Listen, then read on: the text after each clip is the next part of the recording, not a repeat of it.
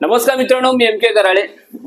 महाराष्ट्र लोकसभा निवडणूक 2024 या ठिकाणी पहिला टप्पा, दुसरा टप्पा आणि तिसऱ्या टप्प्यापर्यंत आता आलेली आहे. एकंदरीत जर तिसऱ्या टप्प्यातील प्रतिष्ठेची लढाई किंवा आपण म्हणू शकतो की चुरशीची लढाई पाहायला गेलं तर या ठिकाणी सोलापूर लोकसभा क्षेत्रामध्ये होताना आपल्याला पाहायला मिळणार आहे. या ठिकाणी जे उमेदवार आहेत हे दोन्ही आपण म्हणू शकतो की ताकदवर उमेदवार आहेत आणि चांगले उमेदवार आहेत. तर दोन्ही उमेदवारांबद्दल आपण थोडक्यात जाणून घेऊ. तर पहिले उमेदवार जे आहेत ते आहेत प्रणितीताई शिंदे. प्रणितीताई शिंदे ह्या सोलापूर शहर मध्य या विधानसभा क्षेत्रातनं ते आमदार आहेत आणि त्याचबरोबर सुशील कुमार शिंदे यांच्या त्या कन्या आहेत. एकंदरीत सुशील कुमार शिंदे यांच्याबद्दल जर बोलायचं झालं तर माजी मुख्यमंत्री या ठिकाणी महाराष्ट्राचे होऊन गेलेत ते. त्याचबरोबर भारताचे गृहमंत्री सुद्धा ते या ठिकाणी होते. तर दुसरीकडे आपण जर बोलायचं झालं तर दुसरे जे उमेदवार आहेत भाजपचे राम सातपुते.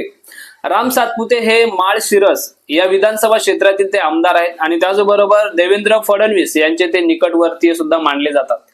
एकंदरीत जर आपण पाहायला गेलं तर सोलापूर जे लोकसभा क्षेत्र आहे किंवा राजकीय दृष्ट्या जर पाहायला गेलं तर कुठेतरी काँग्रेसचा एक बालेकिल्ला या ठिकाणी असं मानलं जायचं.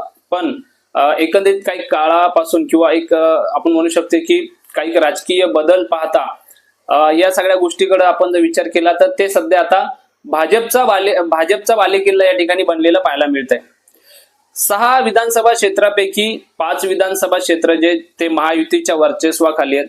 एकंदरीत या सगळ्या गोष्टी असताना सुद्धा या ठिकाणी काँग्रेसनी मात्र आता आपली कंबर कसलेली आहे आणि त्याचबरोबर राजकीय क्षेत्रातली जी काही प्लॅनिंग आहे लोकसभा क्षेत्रामध्ये निवडून येण्यासाठी आणि त्याचबरोबर राम सातपुते यांचा जो काही पराभव आहे तो करण्यासाठी या ठिकाणी प्रणितीताई शिंदे या रिंगणात आहेत.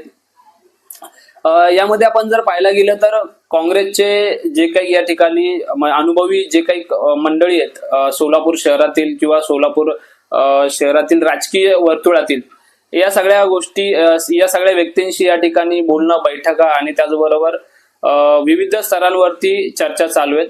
तर त्याचबरोबर दुसरीकडे जर आपण पाहायला गेलं तर भाजपने या ठिकाणी थोडासा बदल केलेला आहे. कारण की 2019ला सुशील कुमार शिंदे यांचा पराभव करणारे जे डॉक्टर जय सिद्धेश्वर शिवाचार्य जे आहेत त्यांना या ठिकाणी उमेदवारी न देता या ठिकाणी राम सातपुते यांना रिंगणात उतरवलेला आहे. एकंदरीत जर पाहायला गेलं तर राम मंदिराचा मुद्दा असेल, त्याचबरोबर हिंदुत्वाचा मुद्दा असेल आणि नरेंद्र मोदी यांची जी काही छबी आहे, यांचं जे काही आपण म्हणू शकतो की फेस व्हॅल्यू आहे, या सगळ्या गोष्टींचा फायदा या ठिकाणी भाजप कशा प्रकारे करते आणि त्याचबरोबर या सगळ्या गोष्टींचा जो काही फायदा आहे तो या ठिकाणी भाजपला कसा होतो हे पाहणं गरजेचं आहे. तर त्याचबरोबर योगी आदित्यनाथ यांची सुद्धा या ठिकाणी सभा आहे. तर आपण जर बोलायचं झालं काँग्रेसबद्दल तर या ठिकाणी काँग्रेस हा थोडासा आपल्याला म्हणू शकतो की एक प्लॅनिंग करताना पाहायला मिळतोय. कारण की आतापर्यंत आपण ज्या काही राजकीय घडामोडी पाहिल्या तर सोलापूरमध्ये बऱ्याच वेळा MIM पक्षाने या ठिकाणी उमेदवारी दिली किंवा ते पार्टिसिपेट होते MIM पक्ष. पण मात्र यावेळेस तसं काही आपल्याला थोड्या गोष्टी पाहायला मिळत नाहीत आणि एकंदरीत या सगळ्या गोष्टीचा जो फायदा आहे तो काँग्रेसला होऊ शकतो. आता तो कितपत होतो ते पाहणं गरजेचं आहे. आणि त्याचबरोबर सुशील कुमार शिंदे यांचा जो काही जनसंपर्क असेल आणि त्याचबरोबर राजकीय क्षेत्रातला जो काही अनुभव आहे तो आणि त्याचबरोबर या ठिकाणी प्लस पॉइंट असं आहे की विजयसिंग मोहिते पाटील हे सुद्धा या ठिकाणी आपल्याला सुशील कुमार शिंदे किंवा प्रणितीताई शिंदे यांच्या बाजूने आपल्याला पाहायला मिळतात. आणि विजयसिंग मोहिते पाटील यांचं एक म्हणजे आपल्याला आपण म्हणू शकतो की त्यांना मानणारा खूप मोठासा वर्ग आहे आणि किंवा राजकीय क्षेत्रात त्यांचा आपण म्हणू शकतो की एक दबदबा काही प्रमाणावर आपल्याला पाहायला मिळतो.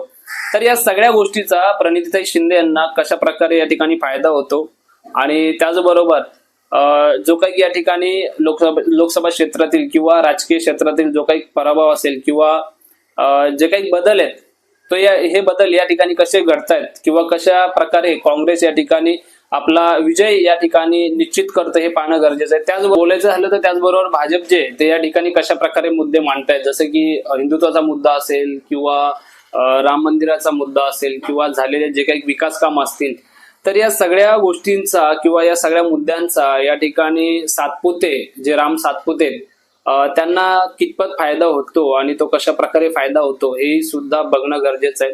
तर एकंदरीत मित्रांनो, तुम्हाला काय वाटतं की काँग्रेसच्या ज्या काही उमेदवार आहेत प्रणितीताई शिंदे आणि दुसरीकडे जे भाजपचे उमेदवार आहेत राम सातपुते, ह्या दोन्ही उमेदवारापैकी कोणता असा उमेदवार आहे जो या ठिकाणी सोलापूर लोकसभा क्षेत्रामध्ये किंवा या निवडणुकीमध्ये या ठिकाणी विजयी होऊ शकतो आणि खासदार होऊन तो दिल्लीपर्यंत जाऊ शकतो? तर हे कमेंट बॉक्समध्ये नक्की कळवा की तुमच्या मनामध्ये जो कोणी खासदार असेल तो कोणता आहे आणि तुम्हाला काय वाटतं या दोन्ही उमेदवारापैकी, हे कमेंट बॉक्समध्ये नक्की कळवा. आणि पुन्हा भेटू अशाच एका नवीन व्हिडिओ सोबत. तोपर्यंत नमस्ते, जय हिंद, जय महाराष्ट्र.